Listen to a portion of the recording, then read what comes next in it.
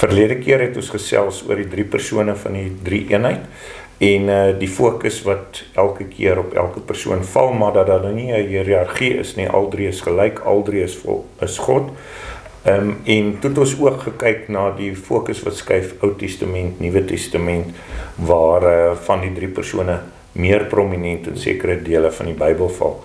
Dit bring ons dan nou hierdie week ook by die noodwendige volgende vraag van die Ou en die Nuwe Testament.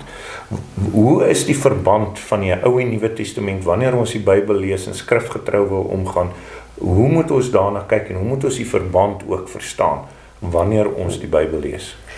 Ja, daar's 'n baie mooi Latynse uitdrukking, vetere testamentum in novum patet en novum testamentum in vetere latet, wat beteken die Nuwe Testament is versluier in die Oue en die Ou Testament gaan oop in die Nuwe. So dis amper soos 'n roosblom wat begin met 'n knop en uiteindelik oopgaan in 'n blom waarin jy dan al die dele van die roos kan sien. Alles wat in die Nuwe Testament is en alles wat uiteindelik openbaar word in die volste openbaring van wie God is, wat hy van homself doen in die Nuwe Testament in Christus, alles is teenwoordig in die Ou Testament. Dis net nog 'n roosknop wat nog nie oopgegaan het nie. So ons praat nie in die teologie ook van 'n progressiewe openbaring, 'n ontvouende openbaring in die Bybel. En daarom is dit so belangrik om te besef dat 'n mens nie een testament kan oorbeklemtoon en 'n ander kan onderbeklemtoon nie. Nie een kant toe of die ander kant toe nie. Want dit veroorsaak noodwendig die probleem dat jy in jou teologie of 'n vervlakking het of 'n wettiesheid. Die Bybel, en dis miskien die maklikste manier is ons dit so 'n bietjie aarde toe bring en makliker maak vir mense is om te sê die Bybel moet ons besef is 'n storie. En dan die oomblik wat ons dit sê, moet ons dit kwalifiseer om te sê daarmee bedoel ons nie dis 'n opgemaakte storie nie, dis 'n ware verhaal. Want die Bybel is 'n verhaal nietemin.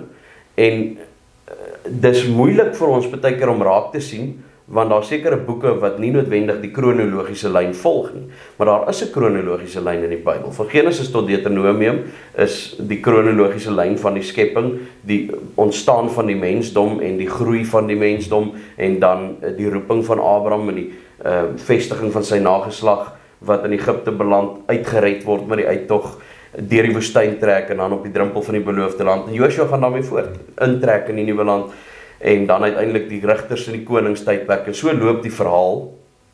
Wat dit moeilik maak is die dele tussenin, die geslagsregisters, die wysheidsgeskrifte soos Psalms, Spreuke en Prediker.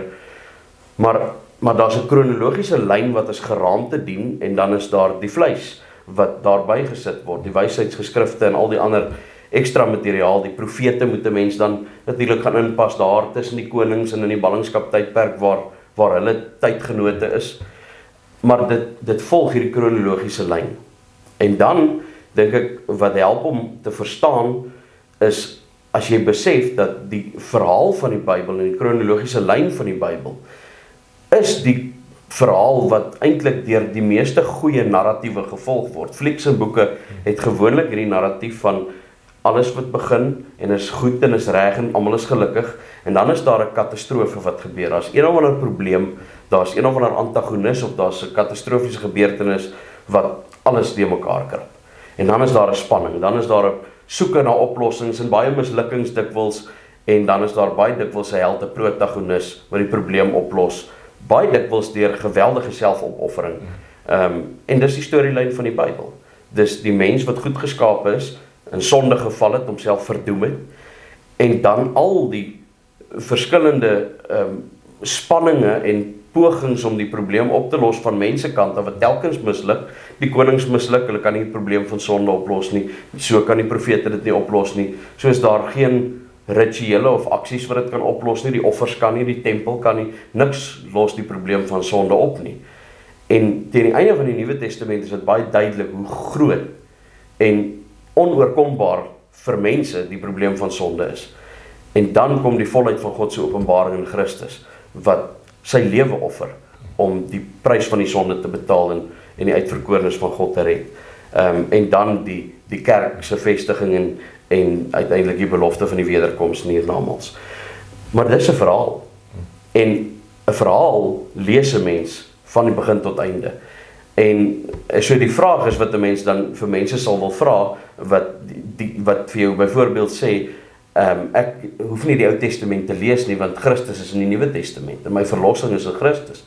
As jy nie weet wat die sondeval behels nie, en wat dit gedoen het, en hoe dit die natuur van die mens verander het, en hoe onoplosbaar vir mense daai probleem is nie, as jy nie die hele Ou Testament gelees het nie, gaan jou geloof, 'n suiwer net Nuwe Testamentiese geloof, altyd oppervlakkig wees.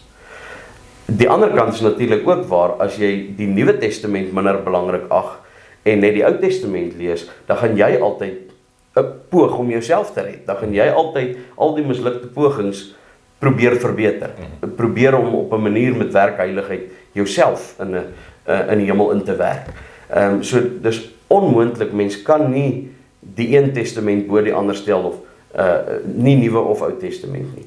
Mens lees die Bybel as 'n eenheid. Dis een verhaal wat jy van begin tot einde moet deurlees, en dis maar altyd die vraag, as jy 'n boek lees, as jy 'n fliek kyk, begin jy by die laaste 2 hoofstukke, begin jy by die laaste 20 minute van die fliek, jy begin by die begin, en jy volg die hele verhaal in die spanningslyn, en dan is die oplossing, dan is die ontlonting van die probleem soveel meer gewigtig, soveel ryker, soveel dieper.